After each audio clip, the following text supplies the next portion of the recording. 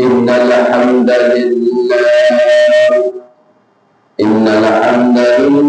نحمده ونستعينه ونستغفره ونؤمن به ونتوكل عليه ونعوذ بالله من شرور أنفسنا ومن سيئات أعمالنا من يهده الله فلا مضل له ومن يضلل فلا هادي له ونشهد أن لا إله إلا الله وحده لا شريك له ونشهد أن محمدا عبده ورسوله الذي أرسله بالحق بشيرا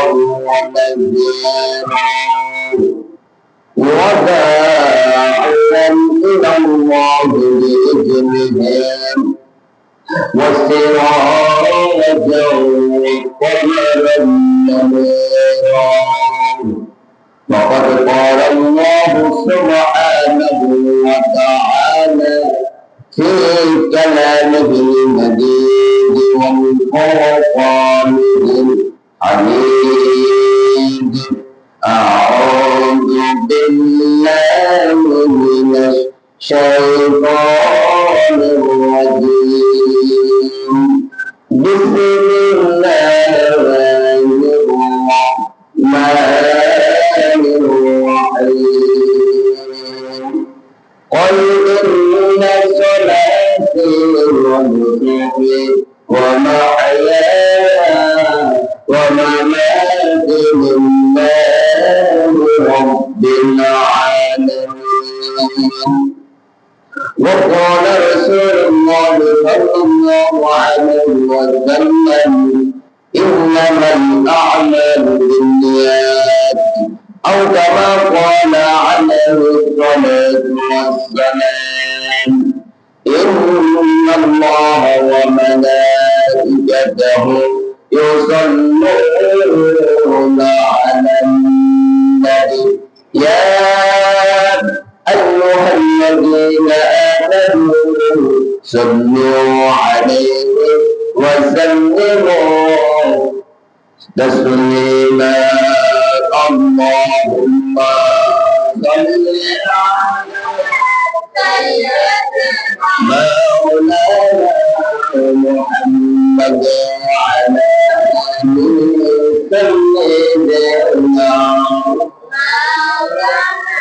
جرد محبت رسولي اللهم صل على سيدنا مولانا محمد وعلى آله سيدنا رسول مرحبا رسول مرحبا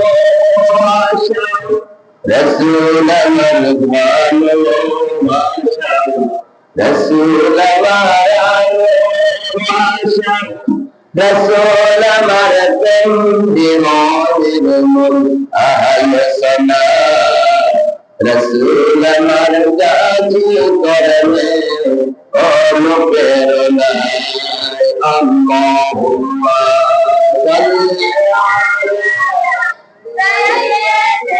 مولانا محمد وعلى آله سيدنا مولانا تهجد الجنة مدير مرندي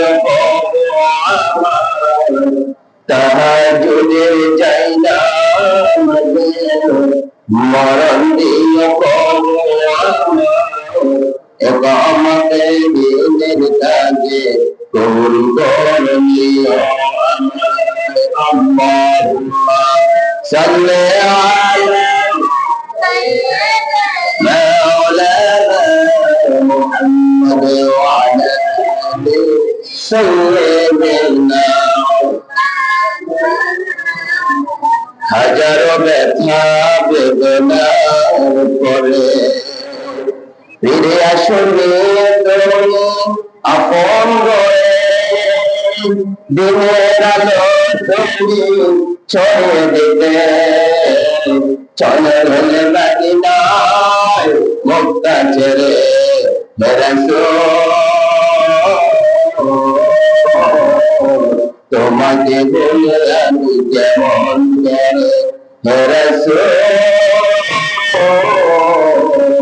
তোমাকে ভুলে আমি কেমন করে। আল্লাহুম্মা সাল্লি আলা সাইয়্যিদিনা ওয়া আলা আলি সাইয়্যিদিনা সুবহানাল্লাহ ওয়ালহামদুলিল্লাহ লা ইলাহা ইল্লাল্লাহ সুবহানাল্লাহ ওয়ালহামদুলিল্লাহ লা ইলাহা।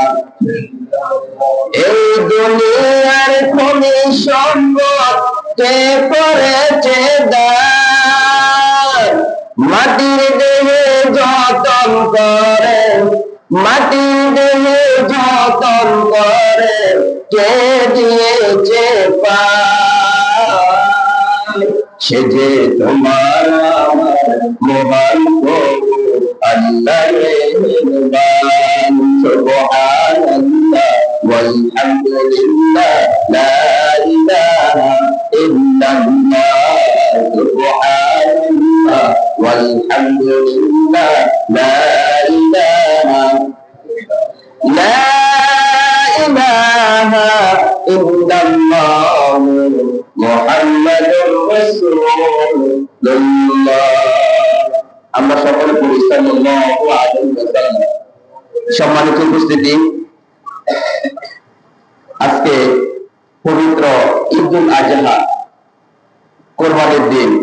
আল্লাহ পাক রব্বুল আলামিন আমাদের সবাইকে দয়া করে মায়া করে আজকে ঈদগাহে আমাদের সবাইকে একত্রিত হওয়ার তৌফিক দান করেছেন। আমরা সবাই কালেমাতুল শুকর আদায় করি আলহামদুলিল্লাহ।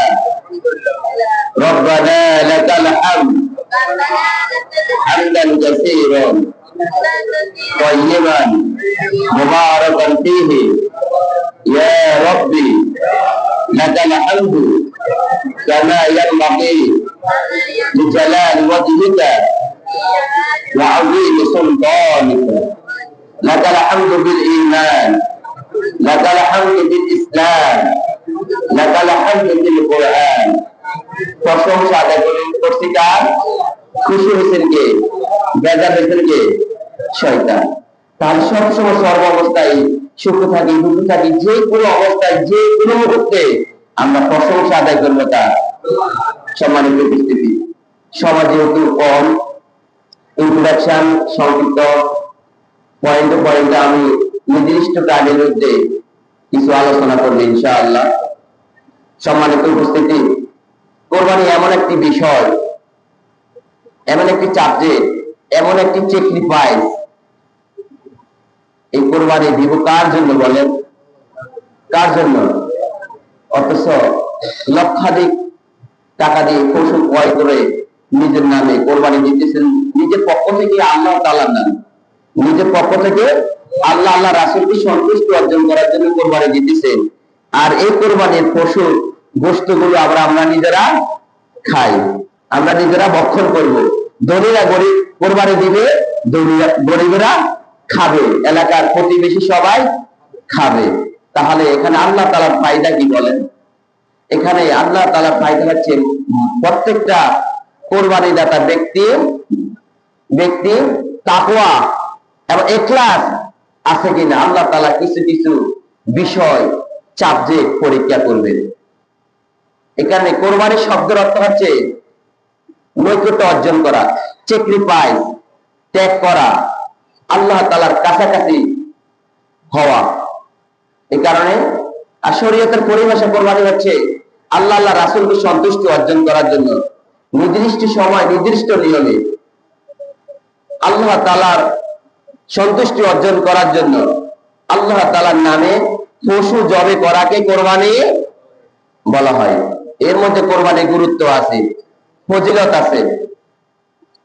তারপরে কোন কোন পশু দ্বারা কোরবানি করা যায়, কোন কোন পশু দ্বারা কোরবানি করা না যায়, এগুলো আমাদের অনেকের জানা দরকার। কিভাবে একটা পশু শরীয়ত সম্মত জবাই করা দরকার, এগুলো আমাদের জানা দরকার আছে। সম্মানিত উপস্থিতি, কোরবানির বিষয় আল্লাহ পাক রব্বুল আলামিন সূরা কাউসারের মধ্যে সুন্দর করে বর্ণনা করছেন এবং আরো কোরআনের বিভিন্ন জায়গার মধ্যে বর্ণনা করছেন। বর্তমানে এমন একটি বিষয়, দলিল ছাড়া কোনো কথা হয় না। কিচ্ছাকারী যুগ এখন নেই, কিচ্ছাকারী যুগ আছে এখন হচ্ছে কোরআন সুন্নাহ। রাসূল সাল্লাল্লাহু আলাইহি ওয়াসাল্লাম বলতেন, বিদাহাজের ভাষণে রাসূল সাল্লাল্লাহু আলাইহি ওয়াসাল্লাম বলছেন, তারাকতু ফীকুম আমরাইন লান তাদিল্লু মা তামাসসাকতু বিহিমা কিতাবাল্লাহ ওয়া সুন্নাতু রাসূলিহি।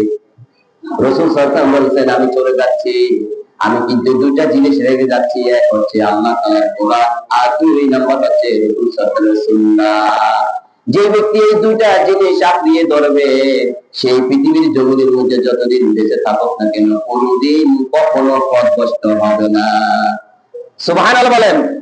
আজকে আমাদের কোরআনের সাথে সম্পর্ক নাই, হাদিসের সাথে সম্পর্ক নাই, রাসূল সাল্লাল্লাহু আলাইহি ওয়াসাল্লামের সুন্নাহর সাথে সম্পর্ক নাই। সম্মানিত উপস্থিতি, কোরবানি কবুল হওয়ার কয়েকটি শর্ত আছে। আপনার কোরবানি যে কবুল হবে বা কবুল হবে না, আপনি নিজেই জাস্টিফাই করতে হবে। কোরবানি কবুল হওয়ার প্রথমত তিনটি শর্ত। এক নম্বর শর্ত হলো নিয়ত সহি থাকতে হবে। নিয়তের মধ্যে যদি গোলমেল থাকে তাহলে আপনার কোরবানি হবে না। রাসূল সাল্লাল্লাহু আলাইহি ওয়াসাল্লামের হাদিস, বুখারীর বর্ণনায়, ইন্নামাল আমালু বিন্নিয়াত, সমস্ত কাজ নিয়তের উপর নির্ভরশীল। সমস্ত কাজ আপনি কোরবানি দিবেন লোক দেখানোর জন্য, কোরবানি দিবেন গোশত খাওয়ার জন্য, হ্যাঁ, তাহলে কোরবানি কবুল হবে না। হবে ভাই বলেন, নিয়ত সহি থাকতে হবে, নিয়ত। দুই নাম্বার হলো কোরবানি দাতা নামাজি হওয়া। বেনামাজি যদি কোরবানি দেয় কোরবানি হবে না। কোরবানি দাতা নামাজি হতে হবে। আপনি ধরুন 7 জন বাগীর সাথে কোরবানি দিবেন, 6 জন বাগী ধরে নামাজ পড়ে, একজন বাগী ধরে নামাজ পড়ে না, সে খারাপ কাজ করতেছে, অন্যায় কাজ করতেছে, টোটালে সে নামাজে পড়ে না। যদি আপনি তার সাথে যদি না কোরবানি দেন, আপনার নিজের কোরবানি কবুল হবে না। যেহেতু আল্লাহ পাক রব্বুল আলামিন সূরা কাউসারের 2 নম্বর আয়াতের মধ্যে বলতেন, ফাসাল্লি রাব্বিকা ওয়ানহার, আমার সন্তুষ্টি অর্জন করার জন্য তোমরা তোমাদের রবের সন্তুষ্টি অর্জন করার জন্য কোরবানি করো, নামাজ পড়ো। আগে নামাজের কথা বলছেন, তারপরে তোমরা তোমাদের রবের সন্তুষ্টি অর্জন করার জন্য কোরবানি করো। আগে নামাজ পড়া ফরজ, কোরবানি দেওয়া হলো ওয়াজিব। তার মানে আপনি ফরজ করবেন, ওয়াজিব দিবেন না? না না, দুইটাই ইম্পর্টেন্ট। ফরজ ও ইম্পর্টেন্ট, ওয়াজিব ইম্পর্টেন্ট। ফরজ আদায় করতে হবে, ওয়াজিব আদায় করতে হবে। যদি ফরজ আদায় না করেন, ওয়াজিব যদি আদায় না করেন, তাহলে আপনি গুনাহগার হয়ে যাবেন। সম্মানিত উপস্থিতি, 3 নম্বর হলো হালাল, নিজের হালাল উপার্জনের টাকা দিয়ে কোরবানি দিতে হবে।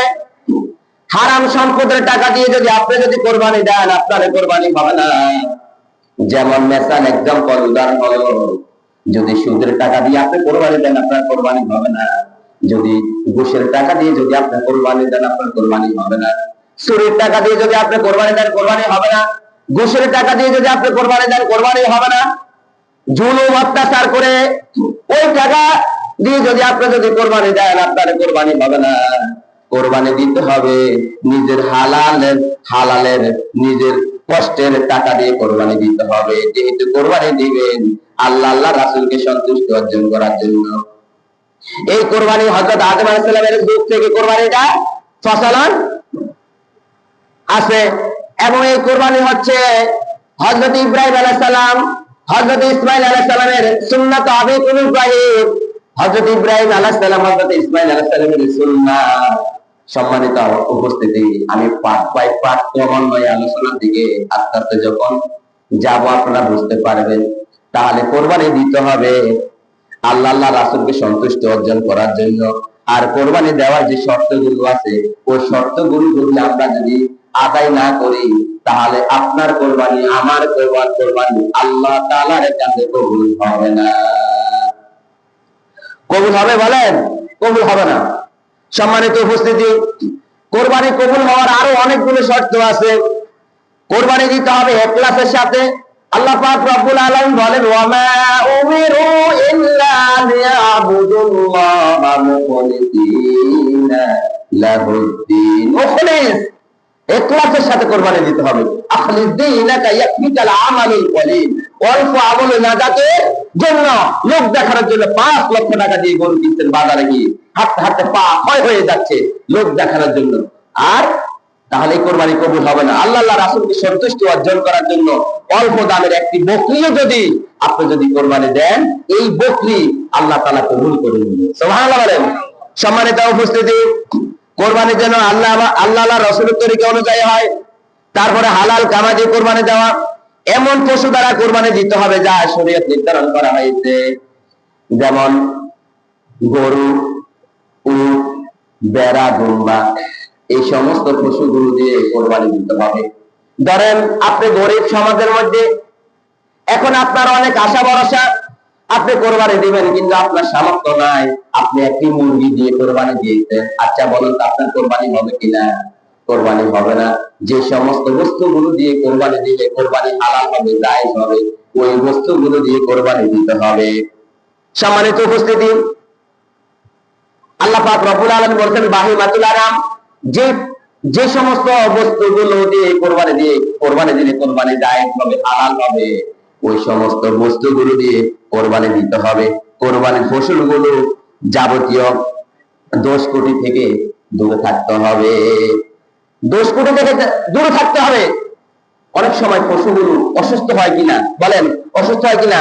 রাসূল সাল্লাল্লাহু আলাইহি ওয়াসাল্লাম বলেন, 4 ধরনের পশু দিয়ে কোরবানি জায়েজ হবে না। কয় ধরনের পশু দিয়ে? 1 নম্বর হলো অন্ধ পশু, 1 নম্বর কি? 2 নম্বর হলো রোগাক্রান্ত, 3 নম্বর হলো পঙ্গু, 4 নম্বর হলো আহত। এই 4 ধরনের পশু দিয়ে যদি কোনো মুমিন বান্দা যদি 1 লক্ষ না 10 লক্ষ টাকা দিয়ে যদি পশু যদি ক্রয় করে যদি কোরবানি দেয়, তার কোরবানি আল্লাহ তাআলা কবুল করবে না। এবং যে পশু দিয়ে আপনি কোরবানি দিবেন, ওই পশুর আগে নিজে মালিক হতে হবে। ধরেন আপনি একটা গরু ভাগে দিচ্ছেন, বর্গা দিচ্ছেন, আমাদের দেশে বর্গা বলা হয় বা বাঘা বলা হয়। এখন গরুটা ধরেন একজন ব্যক্তির কাছে 1 বছর ছিল। এখন এই গরুর মালিক আপনিও আছেন, উনিও আছেন, যেহেতু উনি এতদিন পর্যন্ত লালন পালন করছেন, এখন আপনার নিজের ক্ষমতা, নিজের বাহাদুরি দেখাইতেছেন, ওই ব্যক্তির কাছ থেকে না বলে নিজের গরুটা নিজের কাছে এনে আপনি নিজে কোরবানি দিতেছেন। আচ্ছা বলেন তো এটা কি জায়েজ হবে? জায়েজ হবে না। যার কাছে গরুটা ছিল ওই ব্যক্তির কাছ থেকে, হ্যাঁ, গরুর মালিক যদি আপনি বাগা দিচ্ছেন, তবে তার কাছ থেকে অনুমতি নিয়ে কি কোরবানি দিতে হবে। সম্মানিত আমার দিনী ভাইয়েরা, আল্লাহ পাক রব্বুল আলামিন বলেছেন, قل إن صلاتي ونسكي ومحياي ومماتي لله رب العالمين। আল্লাহ রাব্বুল আলামিন নবীকে বলছেন, হে নবী বলে দাও, ইন্না সালাতি, আমার নামাজ, ওয়া নুসুকি, আমার কুরবানি, ওয়া মাহইয়ায়া, আমার জীবন, ওয়া মামাতি, আমার মরণ, লিল্লাহি রাব্বিল আলামিন, প্রত্যেকটা মুমিন বান্দারা যেন প্রত্যেকটা নেক আমল, প্রত্যেকটা ইবাদত যেন আমার সন্তুষ্টি অর্জন করার জন্য করে থাকে। সুবহানাল্লাহ বলেন। এই যে আজকে ঈদের নামাজ পড়তে এসেছেন, কার সন্তুষ্টি অর্জন করার জন্য? বলেন, কার সন্তুষ্টি অর্জন করার জন্য? ঈদ মানে খুশি, আনন্দ, পিছনে সবকিছু ভেদাভেদ ভুলে গিয়ে আমরা আবার ভাই ভাই, আল মুসলিম আখুল মুসলিম, মুসলমান মুসলমানের ভাই। তাহলে প্রত্যেকটা নেক আমল আল্লাহ রাসূলকে সন্তুষ্টি অর্জন করার জন্য করতে হবে। রাসূল সাল্লাল্লাহু আলাইহি ওয়াসাল্লামের কাছে এক সাহাবী এসে প্রশ্ন করলেন, ইয়া রাসূলুল্লাহ, মা হাযিহিল আযা, কুরবানিটা কি? রাসূল সাল্লাল্লাহু আলাইহি ওয়াসাল্লাম বলেছেন, কুরবানিটা হলো সুন্নাত আবিকুম ইব্রাহিম, কুরবানিটা হলো হযরত ইব্রাহিম আলাইহিস সালাম এবং হযরত ইসমাঈল আলাইহিস সালামের সুন্নাত। আবার এক সাহাবী রাসূল সাল্লাল্লাহু আলাইহি ওয়াসাল্লামের কাছে এসে জিজ্ঞেস করলেন, ইয়া রাসূলুল্লাহ, কুরবানি যে দেওয়া হয়, এই কোরবানির মধ্যে ফায়দা কি, ফজিলত কি? রাসূল সাল্লাল্লাহু আলাইহি ওয়াসাল্লাম বলেন, প্রত্যেকটা পশমের গায়ের মধ্যে যে পশমগুলো থাকে, আর ওই পশমগুলোর বিনিময়, এক একটা পশমের বিনিময় প্রত্যেকটা কোরবানি দাতাকে এক একটা নেকি দান করে দিবে। সুবহানাল্লাহ। সম্মানিত উপস্থিতি, আর এই পশুগুলো যখন ধারালো ছুরি দ্বারা যখন জবাই করা হয়, আর এই ছুরি দ্বারা যখন জবাই করা হয়, আর এই রক্তগুলো জমিনে পড়ার সাথে সাথে প্রত্যেকটা কোরবানি দাতার কোরবানি আল্লাহ তাআলা কবুল করে নেন। সুবহানাল্লাহ বলেন। তাহলে কোরবানি দিতেছি, নিজে সওয়াব অর্জন করতেছি, নিজে খাইতেছি, পাড়া প্রতিবেশী সবাইকে খাওয়াইতেছি, আল্লাহ তাআলার ফায়দা কি? আল্লাহ তাআলা আমাদের অন্তর দেখেন। আল্লাহ তাআলা হাদিসে রাসূল বলেন, বুখারী বলে নাই, রাসূল সাল্লাল্লাহু আলাইহি ওয়াসাল্লাম বলেছেন, প্রত্যেকটা মুমিন বান্দার আল্লাহ তাআলা চেহারা দেখেন না, যত সৌন্দর্য চেহারা হোক না কেন, তার রূপ দেখেন না, তার সৌন্দর্য দেখেন না, তার বডির দিকে তাকান না, আল্লাহ তাআলা দেখেন তার অন্তর এবং তার কলব, তার অন্তর তার কলব। সম্মানিত আমার দিনী ভাইরা, যেহেতু কোরবানির সময় কম, বিষয়ভিত্তিক আলোচনা, আমরা তো হয়তো আমার পরিচয় জানেন, যারা আমার সাথে ফেসবুকে, ইউটিউব, আমার পেজে যারা অ্যাড আছেন তারা হয়তো জানেন, আমি আপনাদের এখানে ঈদের নামাজ পড়াইতে যে আজকে আসবো, আমি ফেসবুকে পোস্ট করছি। আমি জুমা পড়া হায়দ্রাবাদ, ওখানে আবার ঈদের নামাজ পড়ানোর আলাদা রাসূল হুজুর, আশেপাশে সকল মসজিদে। আপনাদের ইমাম সাহেব আবার আমার মাদ্রাসায় জব করে, তা আমাকে বলছেন যে হুজুর আমার জুমার মসজিদে ঈদের নামাজ পড়াইতে হবে।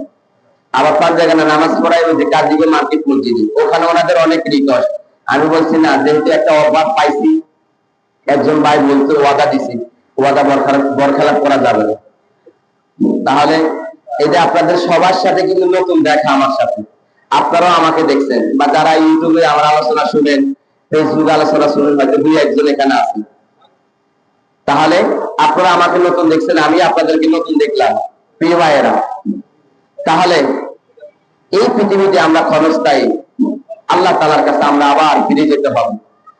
আমরা কি নিয়ে যাব বলেন? আমরা আমাদের নেক আমলগুলো আস্তে আস্তে আস্তে আস্তে আমরা প্রস্তুতি নিব, এবং একামতের উপর অটল থাকতে হবে। একামতের উপর অটল থাকতে হবে, দাওয়াতি কাজ করতে হবে। আল্লাহ পাক রব্বুল আলামিন বলেন, ওয়ামান আহসানু কওলাম মিম্মান দাআ ইলাল্লাহি ওয়া আমিলা সালিহান ওয়া ক্বালা ইন্নানি মিনাল মুসলিমিন। আল্লাহ রাব্বুল আলামিন বলেন, তার কথার শিক্ষার কথা উত্তম হতে পারে যে সব সময় পথহারা মানুষদেরকে আল্লাহ তাআলার পথের দিকে ডাকে। সুবহানাল্লাহ। শুধু নিজে নামাজ পড়লে হবে না, নিজে কোরবানি দিলে হবে না, নিজের পরিবার, ছেলে মেয়ে কি অবস্থা, কি হালত, ওই দিকে খেয়াল রাখতে হবে। আল্লাহ রাব্বুল আলামিন বলেন, ইয়া আইয়ুহাল্লাযীনা আমানু কু আনফুসাকুম ওয়া আহলিকুম নার। তুমি নিজে দুজকের আগুন থেকে বাঁচাও, তোমার আহলকে দুজকের আগুন থেকে বাঁচাও। শুধু নিজে তাহাজ্জুদ পড়লে হবে না, নিজে নামাজ পড়লে হবে না, প্রত্যেকটা মুমিন বান্দাদেরকে ইসলামের দিকে আকৃষ্ট করতে হবে, একামতের দাওয়াত দিতে হবে।